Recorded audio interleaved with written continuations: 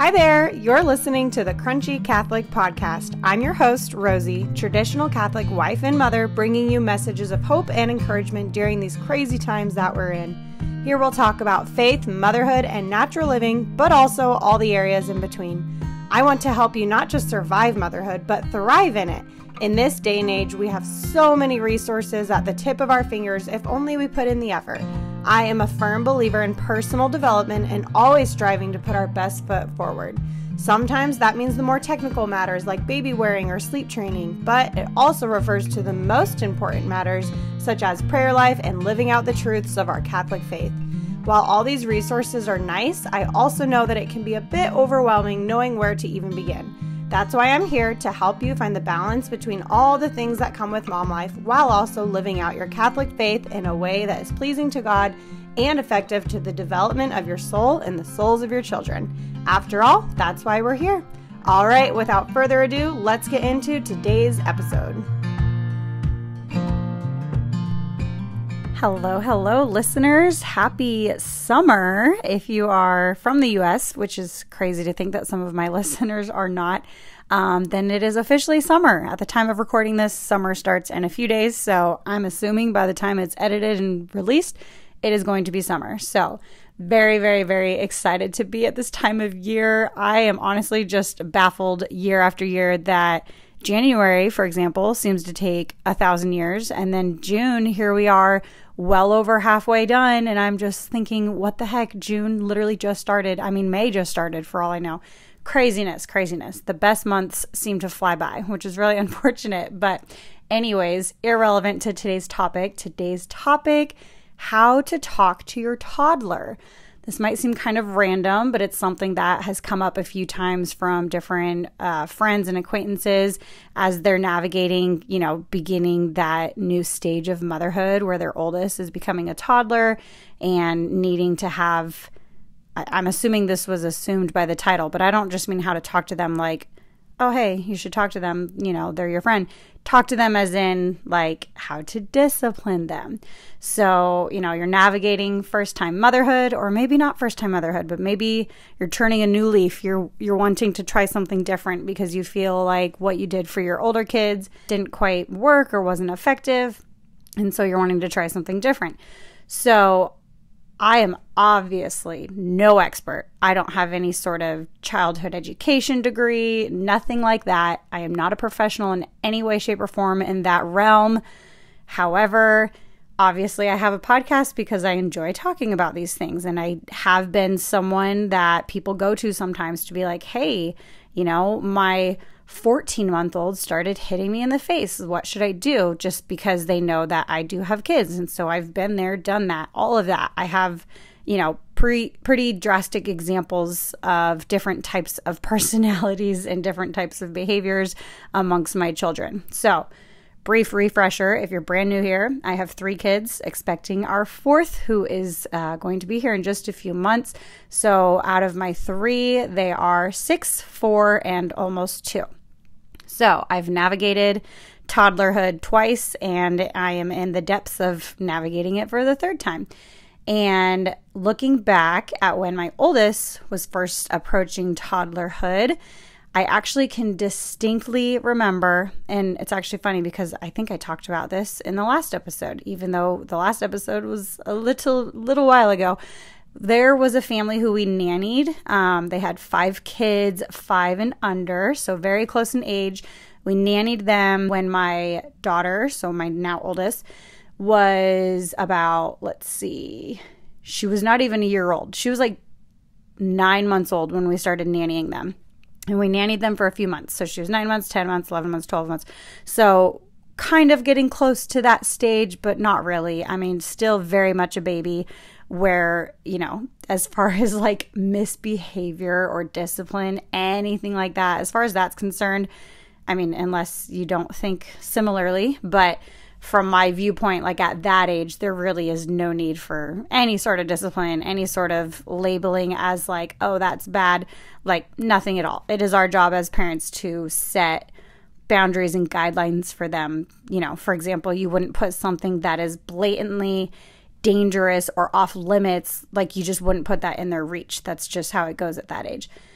Now, this is actually, now that I, already just said that first point, it's actually a very controversial topic, and I am absolutely not here recording this episode to argue any points or defend any one side. I am literally just sharing my perspective. So I want you to see it as that, and you can agree or disagree, but I'm literally not. That's just not what this is. I'm not here to be like, these people do it this way and they're wrong. Not at all. People can do it however they want to. But obviously, the fact that people have come to me before means that simply hearing another mother's perspective can be helpful. Now, I will probably share some things that I don't agree with, but that's just because we're all entitled to our own opinion. So, for example, there was a podcast I was listening to several weeks ago. And this is actually a podcast that I really, really enjoy listening to. I don't remember if I mentioned this already in another episode, but I really respect this mother. She has a lot of children. They're grown and gone, but now she has a really successful podcast. And she was a homeschooling mom. I don't think she's Catholic, but Christian. And she always was sharing, just different motherhood tips and, how to juggle homeschooling and this and that and how to raise. Yeah. Anyways, I won't get too detailed because I'm not trying to specifically bash her. I don't even want to say her name or the podcast because I do otherwise enjoy the podcast. But what took me totally by surprise, she was talking about, kind of a similar episode of how to discipline your little kids or what have you. And she started talking about blanket training. Now, you guys, if you've heard of blanket training before, my guess is that you don't agree with it. If you're listening to this podcast, you're probably kind of like-minded to me. You take more to the gentle parenting approach than the corporal punishment approach. That's just kind of my guess. But if not, anyways, again, this is a very controversial topic. So rather than continuing to tiptoe, I'm going to just say this last disclaimer and be like, you guys, this is my opinions. If we were sitting down over coffee and it came up that you were like, hey, my toddler, how the heck, can I start disciplining or what have you? I would probably start a conversation and start talking about all the things that I'm talking about right now, including, but not limited to, this concept of blanket training, which is absolutely wild to me. I had never heard of it until actually, prior to this podcast, I heard about it on another thing that I was watching. And it is literally, you teach your infant, 4 months old, you put them on a blanket and you train them to not leave the blanket. So as soon as they're at an age where they can move, whether it's simply rolling or they're starting to army crawl, you literally intentionally put a toy or an object that they're curious about, you put it off the blanket, out of reach, and when they go toward it, you smack their hand. That is the blanket training. I'm not exaggerating. This is multiple sources, including this podcast, who my jaw dropped when I heard her say, oh yeah, we practiced blanket training. I was like, whoa, whoa, whoa. Maybe she means some kind of modified blanket training. So I kept listening. And she was like, yeah, we would start it at about 4 months. Our baby would go on the blanket and we would purposely put something that, they would be interested in just out of reach. And as soon as they go for it, a little pat on the hand. And if that wasn't working, it would get harder and harder. Sometimes a spanking on the bottom.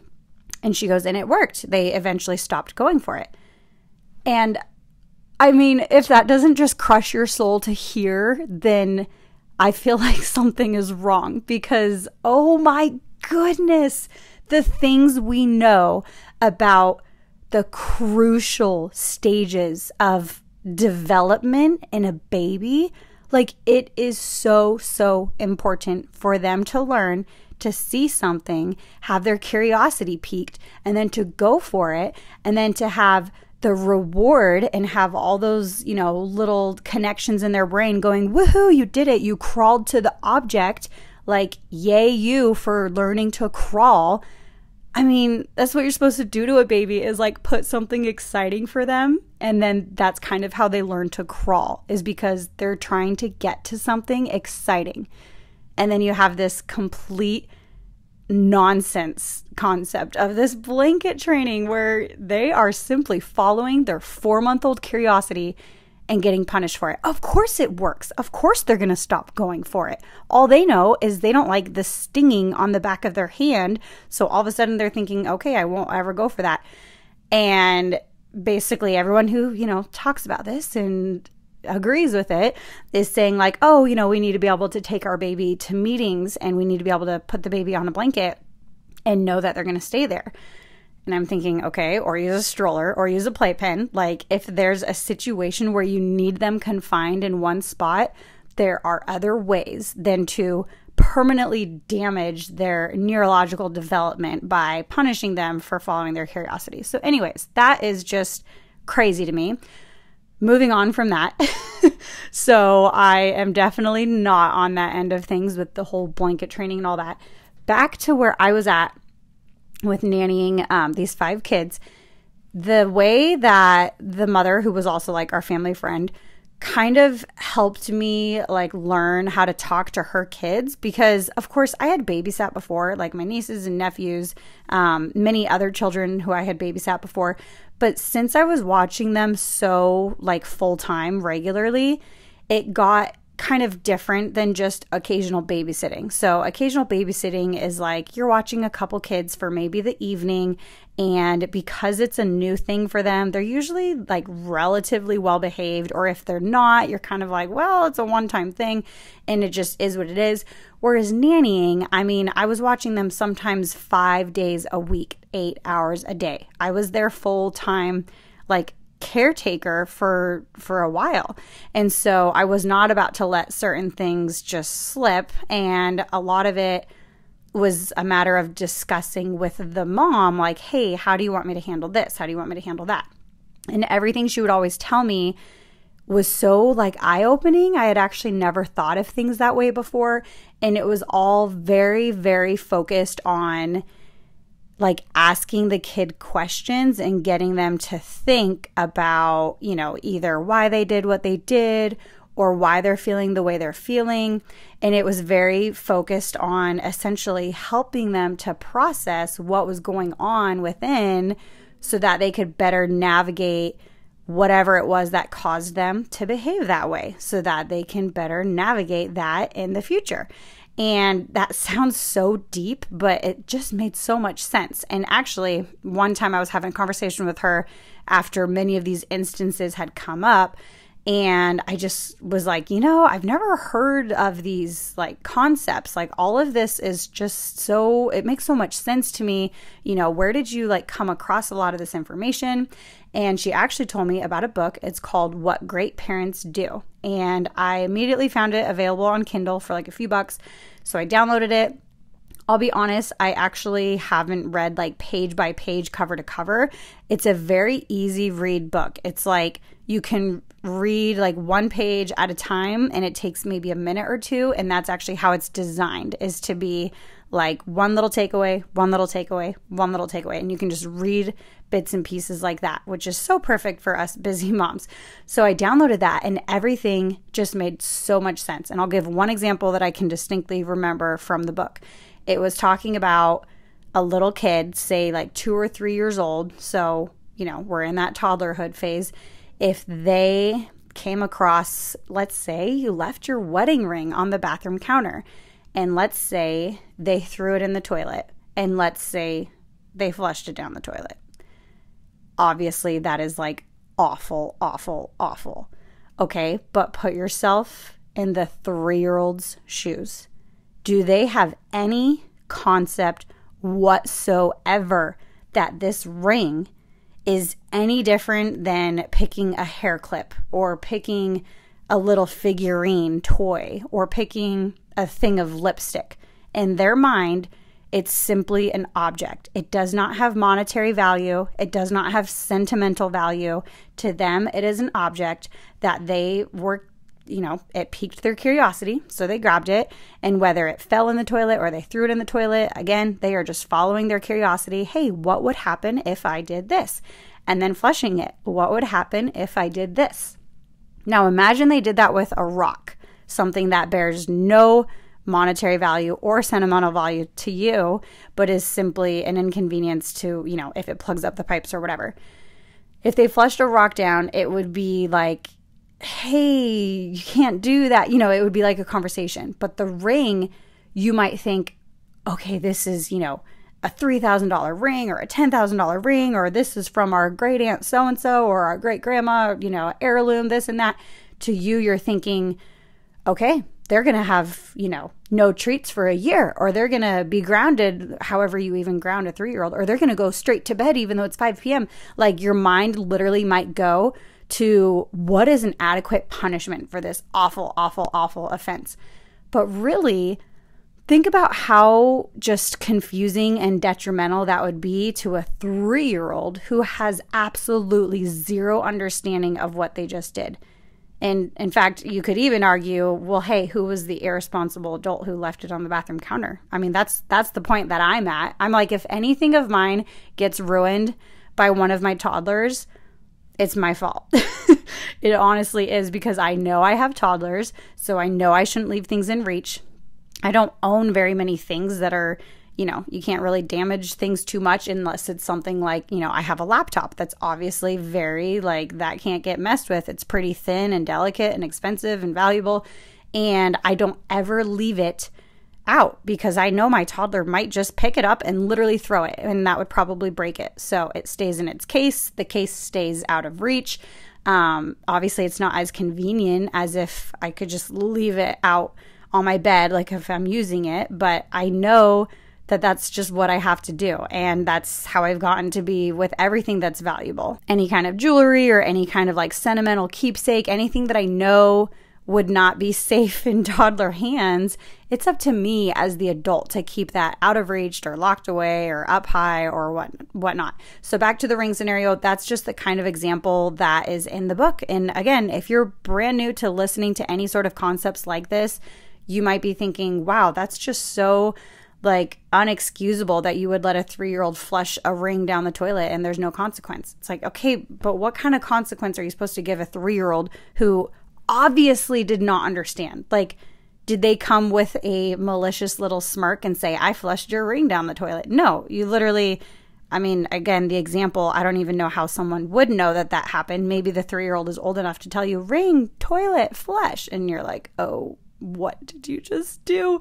It would obviously be terrible, but many things in life happen that are terrible that there is no one to blame. There is no punishment to be had, such as, natural disaster or fluke accidents. And that's honestly what this has to be seen as, is there's nothing we can do about this. It's a 3-year-old and it should not have been left on the counter, or whatever the situation was. Many, many, many examples that you could think about. But the point is, the toddler does not have any understanding of how serious that was. They don't. It was simply following their curiosity. Hey listeners, I am interrupting the episode really quick as I'm going through and editing this. I just always go through real quick to make sure there's no weird loud sudden noises or anything like you might be hearing right now, because I'm actually recording this as my kiddos are running around upstairs. But as I'm listening to this, I'm thinking to myself, I should have given that whole scenario with a 2-year-old. So I just wanted to throw that out there because I'm thinking, if I was listening to this, I would probably be thinking, what is she talking about? The 3-year-old does know better. And the 3-year-old could very well come with a malicious little grin saying, I flushed your ring down the toilet. So anyhow, I was starting to feel like I might lose some credibility here by how maybe borderline inaccurate this would be to say that a 3-year-old has no idea what they're doing, because especially if they're 3.5 going on 4, they definitely do know what they're doing. So the scenario would play out slightly different. Maybe the conversation would be a little more of a gentle parenting approach of a punishment. I don't know. We're not even going to get into that because the episode's already long enough. But I just wanted to throw that out there to say, I should have said 2-year-old to the whole thing.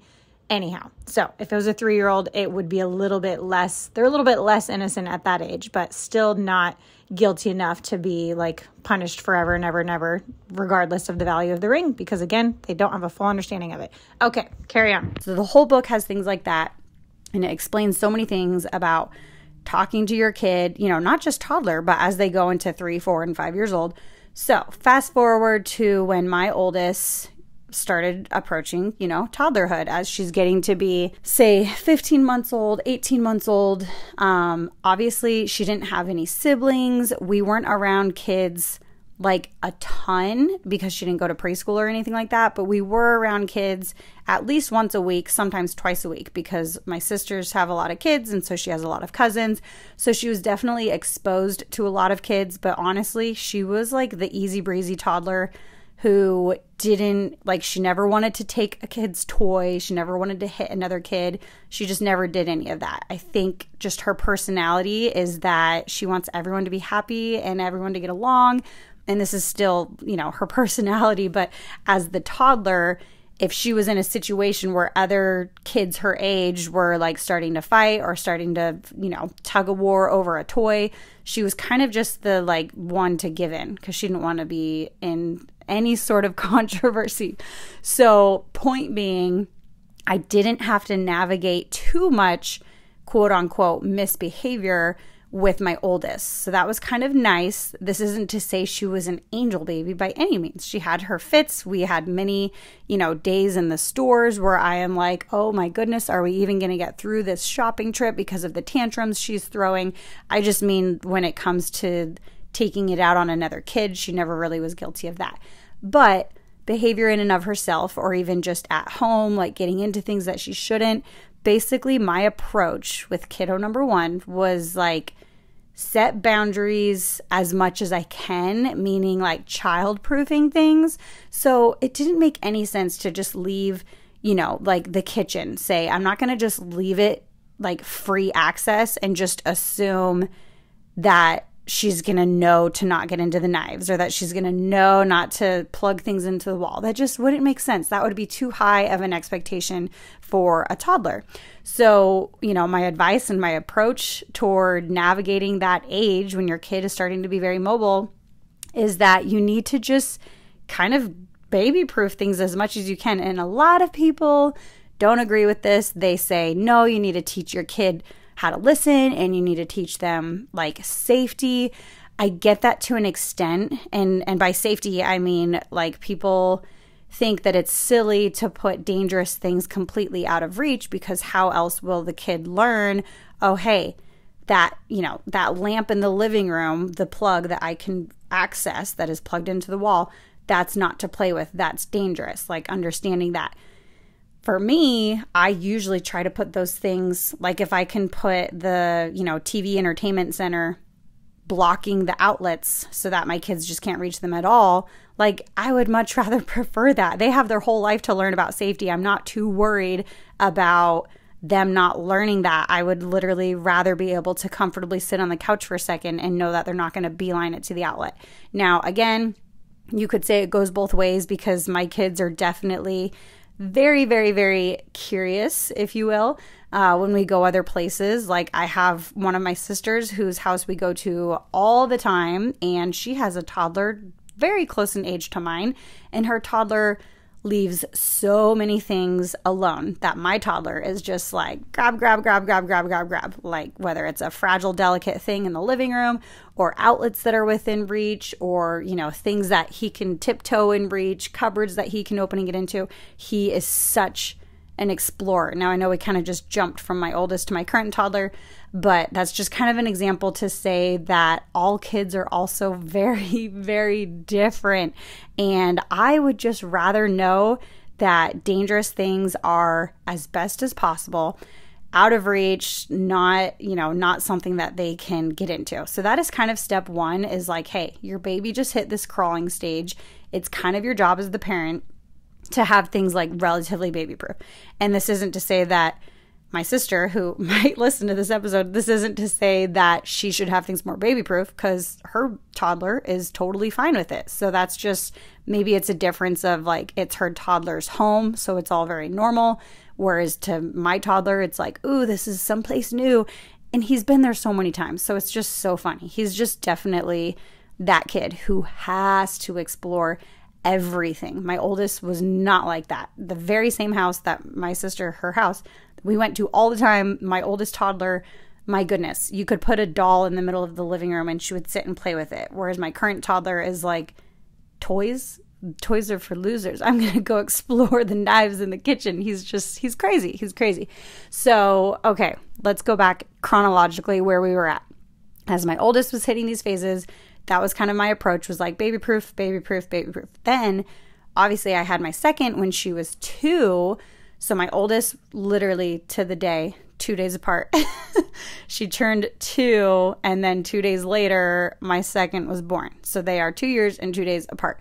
So obviously 2, you're very much at that like exploring, curious stage. And being that I had a newborn who I needed to sit and nurse, or he fell asleep on my chest, all the more so I was like, okay, I need to have things like relatively baby proofed and, get a gate on the kitchen if I need to, like whatever it takes. So again, at that point with my oldest, the only aspect of like needing to potentially discipline her only was related to, the occasional tantrum or whatnot, and then potentially like getting into stuff. But as far as like, she never tried to hit us or talk, mean to us or mean to other kids or hit other kids or anything crazy like that. She was kind of like, she wanted to be good. Unless she was set up for failure, like she totally skipped her nap or had nothing good to eat or had a bunch of sugar to eat. Obviously, she was still a typical toddler who had her days. But navigating like discipline and how to talk to her was something that came very naturally. Okay, in comes child number 2. Oh boy. So my son, love him dearly, was very different than my daughter. He threw a big old curveball into things when I realized, okay, he is not like my daughter was. Now, I won't even get into the whole aspect of like how that took way too long for me to simply accept and stop comparing the two of them. In fact, I'm pretty sure I have another episode. Oh, let me think what it's called. Something about when God gives you a difficult child or something like that. It's really terrible because he's actually come so far that it's almost sad for me to even think that I thought that way about him. But I did, and there's so much behind it. Like the way he was born, it not going how I expected. Like I honestly think there's so much deep-rooted stuff there that I have finally worked through. But anyway. Hey friends, just me interrupting myself again. I know, I promise I'll make this really quick.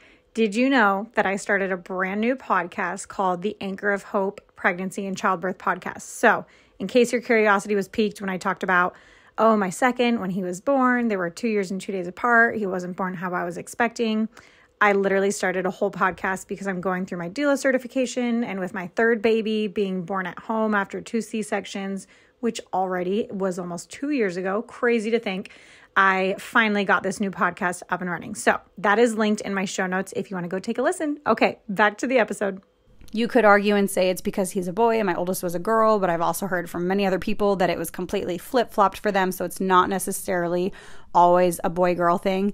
But regardless of it being a boy-girl thing or just a personality thing, the point is he came into the picture with almost an instantaneously noticeable difference behavior-wise. He was insanely curious about, stacking things together to climb, to get over the baby gate. Like he just was nonstop. There was nothing that could get past him. He was, climbing the same things that took my daughter way longer to figure out. And I was like, this kid is unstoppable. What are we even going to do? So of course that brought on like a whole new level essentially of research and thought process on my part to be like, how do I navigate this? Like, how do I discipline him? How do I teach him? How do I talk to him? Meanwhile, as he's hitting that like 1-ish-year-old phase, my older daughter is obviously hitting 3 to where she is now having potentially, like an attitude and disobeying, and, she's no longer in a crib. So like bedtime is a whole new thing because she's in a toddler bed now, and we're trying to teach her how she needs to stay in her room and she can't just keep running out. All these things that we're navigating. And my son, like as he's getting to be 1.5, and just having very, very different behaviors than my daughter ever did. Even, as he was getting older, to the point of like taking things out on other kids, taking things out on us, like the things he would do, my daughter never would have thought about doing. And I was kind of baffled. I was like, oh my goodness, I thought I had this toddlerhood figured out. Clearly I don't. And so it just it required a whole new level of researching things. And when I say research, obviously there is no simple like Google how to be a mom, how to raise your toddler. Like there's so so much information out there, all these different styles of parenting, all these different Instagram accounts you can follow, so many things. And so the reason I'm coming to you with this episode is to try to just be a voice of a friend, to be like, hey, here's how old my kids are. So we've been through this, and that, and here's what we did, and here's what I feel like worked. So hopefully, even though I'm not an expert, this is going to be somewhat helpful. So when I was researching things, essentially that meant I was looking at different books, different Instagram accounts, because it is helpful to follow those accounts who have like actual childhood psychology backgrounds, childhood education backgrounds, childhood development. Like there's obviously lots of studies out there and lots of science out there and lots of data out there. So while I'm not one to be able to spit any of those out, I don't know, I can't tell you a single statistic off the top of my head, but when I read them, I'm like, oh my goodness, that makes so much sense. Just as far as the way kids process things, the way that things make sense or don't make sense in their mind at their current age. And by that I mean any sort of like discipline, meaning a timeout, a swat on the hand, a spank on bottom, like any of that at a very young age is completely pointless. Now, some might disagree, but again, this is my opinion. This is our experience. So there was something I read one time that said distraction before 2 and then discipline. So distraction before 2 and then discipline. So that meant anything under 2 years old, there's really no point trying to discipline because it simply isn't going to connect. It isn't going to do anything in their mind. So then all it's doing is you're disciplining your kid, and it's just honestly tearing down the quality of your relationship with them. I can't quite think of the right word I'm trying to look for, but it's doing all harm and no good. Not just doing more harm than good, but doing all harm and no good, because mentally, developmentally, they're not ready to piece 2 and 2 together. They have absolutely no correlation that them throwing their bowl of pasta off the high chair and you taking them out and sending them to their room, that doesn't make any sense in their mind. It is not connected. It is simply, they are very in the moment. Like they were in the moment of dumping their noodles because it looked like a fun idea, and wow, they got the result they wanted. The noodles exploded on the ground. It was so exciting. Then they got a bunch of attention from mom and dad. That was kind of exciting. And now they're being sent to their room with the door shut. All of a sudden, they're in the present moment. They're not thinking about the pasta on the floor, even though you might say that, well, I explained it to them and they're pretty good at understanding. They're not. They're in the moment of like, I just got shut in this room alone with zero concept of knowing when or if I'll ever be let out. Like it's just scary to them. It doesn't make sense to them. It's going to make them more angry. It doesn't make any sense. They are not capable of making that connection. So distraction, distraction, distraction. That means if they are going for something that they shouldn't have, or they're trying to like hit another kid or take another toy, distraction, distraction, distraction. So my older 2 are pretty good about this with our current toddler. Like if he's trying to go for a toy and they're saying, hey, like I had that first, but he took it. We try to explain to him, hey, bud, so-and-so had that first. I try to avoid using my kids' names as much as I used to in previous episodes. Obviously, you can go back and find out their names. But anyway, just since this podcast is getting so many listens, I just kind of keep it as my 6-year-old, my 4-year-old, my almost 2-year-old. So anyway, we tell the toddler, oh, hey, so-and-so was playing with this. And if he's just like, no, and he's just not having it, we literally just try to find another toy that's like more exciting and say, oh my goodness, look at the lights on this one. And 9 out of 10 times he'll drop the toy and be like, whoa.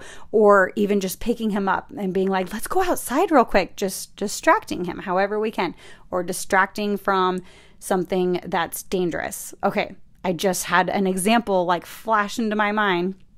Oh, I'll never forget this. And I literally thought, wow, I need to make a podcast episode for this mom. I don't even know if I had my podcast at the time. This was actually a while ago. But anyways, a couple years ago, I was at like a mom hangout. I didn't know these moms very well, but it was just kind of a group I was connected with. And so I went to this hangout, and I think at the time I had 2 kids. Anyways, this mom he had to have been like 13 months old or something, because I remember he was just kind of waddling, like he was just walking.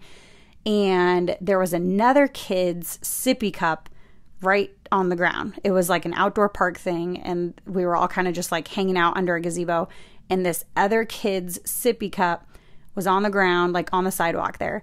And this kid who was just waddling, this little 13-month-old or however old he was, kept grabbing it. And the mom took it out of his hand and said, no, and put it down. He grabbed it again. She grabbed it. No, that's not yours. Put it down. He grabbed it again. No, that's not yours. And she put it down. I don't know how many times this went on, but I was just watching and I was thinking, just put the sippy cup up on the ledge. Just put it on the ledge. Just put it on the ledge. Or, whoever it is, give it to them and just say, hey, my little guy, won't leave this alone. I just was baffled that she thought that eventually he was going to actually take her no and be like, oh, okay. Like, clearly he had a one-track mind to get the sippy cup. He clearly wanted the sippy cup. So she's taking it out of his hand and putting it right back where he was 100% capable of grabbing it the first time. What's going to change? What's going to make him suddenly not want to go for it? And it actually escalated to where I don't remember if he got like a spanking or anything, but I just was watching and just thinking, I wasn't close enough to her to say anything like, oh, hey, do you want me to just put that out of reach? Like, I wasn't involved. It wasn't my place to say anything like that. But those are the sorts of things that I see so much. I remember another time there was a mom with a baby checking out at a grocery store. She was in front of us. The baby had to have been like 8 or 9 months old. Very, very, very young. And she's actually doing like a self-checkout, and he kept reaching, I think it was for her hair, like her hair was down, and he kept grabbing it. And she was like, no, leave it alone. And he grabbed it again. No, leave mama's hair alone. And the exact same thing transpired where he just kept grabbing and she kept yelling no. And I'm pretty sure it got to the point where like she hit his hand. I'm pretty sure. And I'm thinking, okay, just move yourself to the other side of the cart, like, so he can't reach your hair. So hopefully this is making sense to you. Hopefully you're agreeing. If you're not, you're probably not still listening. But when they are at these young ages, they are so wired to just developmentally want to just learn, explore, do these experiments and see what kind of result they get. Like, throw food off the high chair and see how far they can get it. Like, that's how it is in their mind. It is not a misbehavior. And so that is one of the big things I want to, my goodness, I'm looking at the time here, and I honestly thought this would be like a 20-minute episode. So I'm sorry that it's already so long. I hope this is like being helpful for you. I'm not sure how much longer we're going to go here. I meant to go through like each of my kids, because now that I'm with my third, obviously, he's been a whole new character of his own. Like, he wasn't as, well, he is now. It's actually quite interesting. He was like the most chill, carefree, easy baby. And now I'm like, who is this kid? Because he is so mischievous, so determined to purposely get things that he knows he's not supposed to. Like, if I leave a door barely cracked to a room that he's not really supposed to get into, like we try to keep our master bedroom door shut, he will seriously spot that cracked door from a mile away. And then he'll give you a little look and a little smile, and then he'll sprint for it. He'll run in and he'll instantly beeline over to my nightstand dresser, try to open the drawer, like aggressively try to open it, even though there's a baby lock on it. And he can still open it like a half inch and usually reach in and grab like a rosary bracelet or something that he knows he's not supposed to have. And he'll just grab it and then stare at me. So he's a funny character. But anyways, it wasn't really necessary to keep going through like my individual kids, but hopefully giving the little bit of foundation of the beginning, how I kind of navigated like, oh, wow, I need to start doing some research, and how that was helpful for my motherhood. So again, reframing misbehavior and not thinking of it as a lack of behavior, but simply viewing it as like, okay, this is neurologically the point that my child is at. They are expressing either an unmet need. Like, that's something that I've seen a lot is like, hey, stop looking at your toddler's stop viewing your toddler's actions as misbehavior and start to ask yourself, okay, what need do they have that isn't being met? And that makes so much sense, because oftentimes when it's one of my toddlers, I start to think like, okay, what's off here? Like, have they not slept? Do they need their nap? Have they had some sugar? Have they had some dyes? Have they had enough nourishment today? Have they had enough water today? And you start to really get to know your kid better and be like, oh, they're just actually very overwhelmed. Like, depending on what the situation is. For example, when we spend time with extended families, sometimes there's a lot of like restaurant outings that occur, or just different types of, kind of adult-centered outings that aren't typically like a toddler sort of outing. And, it's sort of an expectation that our kiddos will be on their best behavior. And for me, I'm like, this isn't ideal. And sometimes they misbehave. And as the mother who knows them very well, I just see it for what it is. And I'm like, well, yeah, we're asking too much for them to be able to like sit still at a table. Or yeah, we're asking them too much to be able to be quiet in whatever this situation is. And for others, it's kind of like, well, you got to do whatever you got to do to like make them behave.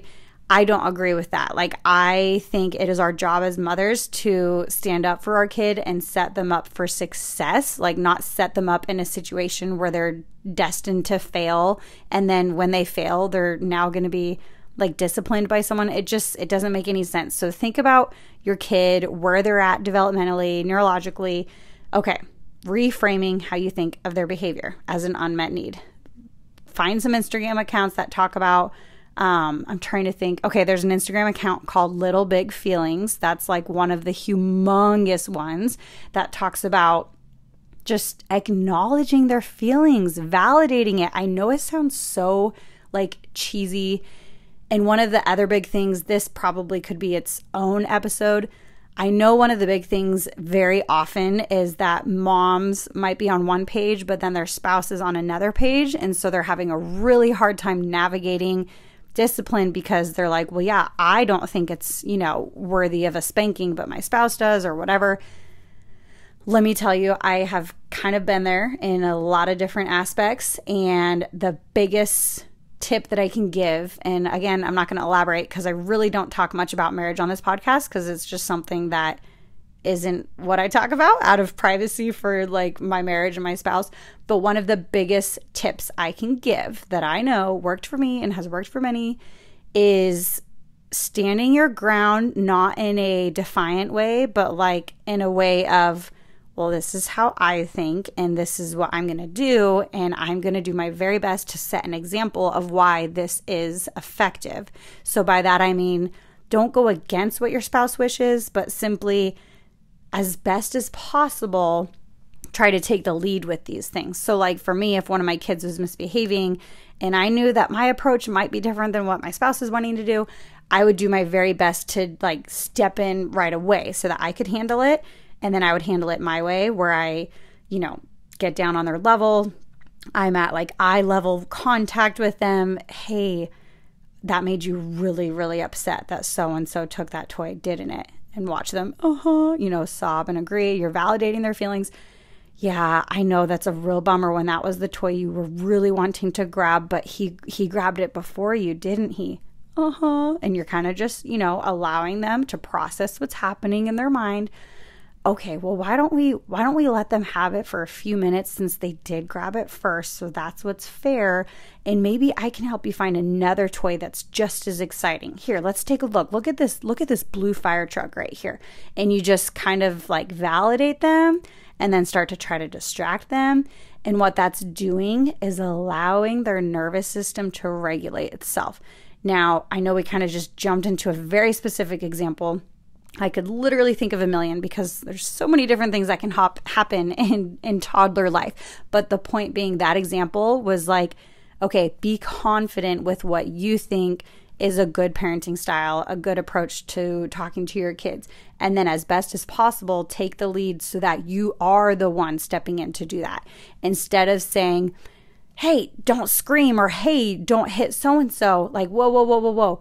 Don't just yell at them. They're already yelling. They're already screaming. You're just going to fire them up even more. Our job as the emotionally regulated parent is to meet them like physically at their level instead of being like cowering over them, and validate their feelings. Like, let them know that it's okay to be really sad that so-and-so grabbed, maybe that it's your kid's favorite toy. You're at like a public place and they always go for that toy, but some other kid grabbed it first and then they absolutely freaked out. It's valid. It's valid for them to be disappointed. You would be disappointed if there was something you really wanted and an adult got it first and there was only one of it, like you would be. It's valid for them to be upset about that. It's also valid for them to throw a fit about it because they're not an adult yet. They don't know how to regulate their emotions. So this is where it opens up like a whole new can of worms to say that an emotionally dysregulated adult, parent, mother, father, is going to have a very, very, very hard time helping their toddler who is emotionally dysregulated. 100%. And a lot of this realization comes from, sorry that I'm like at a loss of my thought process here. I'm trying to think of a effective way to relay this if you haven't seen any of these accounts, but there's just so many accounts on Instagram that talk about this where I'm just thinking, yes, oh my goodness, that makes so much sense. And I don't really know like what one account to point you to, so I'm sorry. Maybe I'll think of some by the time I put the show notes together for this episode. But basically, there has never been so much like research and attention on this concept of how us as adults, as parents, need to be emotionally regulated adults to be able to help our children process their emotions. So if our kids are having a moment and it sends your nervous system immediately through the roof and you're spiraling and you're reacting to their screaming and it's just becoming like this screaming match, it's going to be a disaster. And that is doing so much harm to them to think, wow, my mom is not a safe space for me to show my emotions. And what they're going to do is either continue to have these episodes and the two of you are going to just go back and forth and it's going to be bad for everyone. Or two, they're going to start to bottle it up because they are going to realize, whether it's consciously or subconsciously, that you are not a safe space to allow their emotions to show. And that's what you have to remember, is that our job as parents is not to suppress our children's emotions. Our job is not to tell them, stop crying, stop throwing a fit, stop being frustrated, stop being angry, stop screaming, stop it, stop it, stop it. You know, go to your room if you're going to act that way. That is not our job. Our job is to be their safe space to let them know it is okay to feel those things. And our rule has always been, well, not always, I would say with my second, I was still not quite figuring it out. And then when I got to the point that I did, I was like, oh my goodness, it makes so much sense that, you know, my poor kid, he was my little guinea pig because my oldest, again, was just not that difficult. But my second child, it was like I was still figuring things out on both ends of it. Like on one end, I was figuring out what was and wasn't okay for him to do. And I was essentially not allowing the things that I now know are really healthy for a kid to do, like him throwing a fit or him feeling angry or frustrated. Those are okay. Like, you need to be able to process that. What's not okay is taking it to a next level. Like, obviously it's not okay to like start hitting the mom in the face or to start throwing toys or to hit another kid or to scream at the top of your lungs. Like, those are things where it's not okay. But simply crying because they're sad because someone else picked a toy, it wouldn't be appropriate, I don't think, again, my opinions, to say, stop crying, stop crying, stop crying. That's like the worst thing to hear when you're crying. Have you ever been crying as an adult and had someone tell you to stop crying? It's not helpful. Not helpful for anyone, any age, any situation to just hear stop crying. So telling our toddlers that is doing so much harm. Or telling them stop being frustrated. What? I am frustrated. That's what I do, feel frustrated right now. So you can't just tell me to turn off my feelings. And if you do, I'm just going to learn that I have to bottle them up in front of you. And now they're going to be bottled up for years, or I'm going to find someone else to open up to. And that's not a healthy relationship dynamic for the kid and the parent. Anyways, navigating all this with my second took a lot of learning, like I was saying, the two aspects of it. The one aspect of learning what was and wasn't okay for me to allow him to do. And the second huge aspect was that I had so much of my own like healing and regulating to do. And I didn't realize. It took me way too long to figure this out. But I went through a time of like not such a good time where I was so easily triggered. I was so easily frustrated. I was so easily upset by his behavior. And it was kind of the combination of like his behavior and obviously my daughter, like as she's getting to be 3 and 4, there's just all these brand new things. And it was so overwhelming and so frustrating. And very often I would escalate my own emotions and behaviors to essentially meet them at their level of emotions and behaviors. And that's not even talking about like a year later when we're talking like he's 2-ish and she's 4, or I guess maybe not yet, because my third, oh wait, yes, it was when my third was born. When my third was like a few months old and my older 2 were 2 and 4, we definitely had a patch of like, I, again, was not able to handle things very well, wasn't processing the overwhelm very well. And so what I'm saying is like big picture hindsight is that half of navigating toddlerhood and how to talk to them, how to help them de-escalate their emotions is literally being able to figure out your own emotions and how to process your own, nervous system when it's getting escalated, when you're hitting, you might hit immediate like fight or flight mode just because your kid is screaming. And if that happens like that instantly, then you have some bigger work to do, because you have to be able to be the emotionally stable parent for them. They need that. They need that to rely on, to help them process, to help them, get from wherever they're at to be level-headed again and enjoy whatever, situation, play date, whatever it is that you guys are in, helping them to just develop as a human. Like that's exactly what this is all about, is we're not just here to help our kids physically and, with sports and with their health and with their religion and with their, social friendships. Like we're literally here to help them understand their inner self. And I think that gets so overlooked. But again, this is just the very, very tip of the iceberg of what is seriously, this could be an entire podcast series. But again, I'm not the expert on it. I just wanted to kind of shed some light on it and maybe get the ball rolling on the thought process for you to be like, oh, wow, I do have some inner work to do. Or, oh, wow, I have been talking to my toddler in a way that I don't feel aligned with. Like, ultimately, that's what you need to do is just, it's funny because I'm about to say tune out all the social media noise of people saying how to talk to your kids, when literally that's exactly what I also told you to go do, was to go follow these Instagram accounts. But the thing is, you are going to find resources for every different style possible. You're going to find resources that swear by corporal punishment. You're going to find resources that swear by complete gentle parenting. And I didn't even touch on the fact that so many people strongly disagree with gentle parenting because they confuse it with passive parenting, where you don't do anything literally ever and you just allow your kid to do whatever. Like that's kind of what passive parenting is described as. And that's not what gentle parenting is. I don't like to label myself as any parenting style. I like to say that we practice mindful parenting, because to me that's what it is just being mindful of, okay, what's going on in their mind right now? What's going on in my mind right now? What do we need to do here that is going to be the most effective toward their long-term development? Remember, we're not here to create children who are on their best behavior at all times. That's not the goal. Like, is your goal to just have kids that are so afraid to misbehave that they behave so perfectly, but then the moment you're out of sight or the moment they're old enough to move out of the house, like they literally have no idea actual good from bad? They only know like, okay, mom doesn't let me do this, but I can do it this way because she won't notice.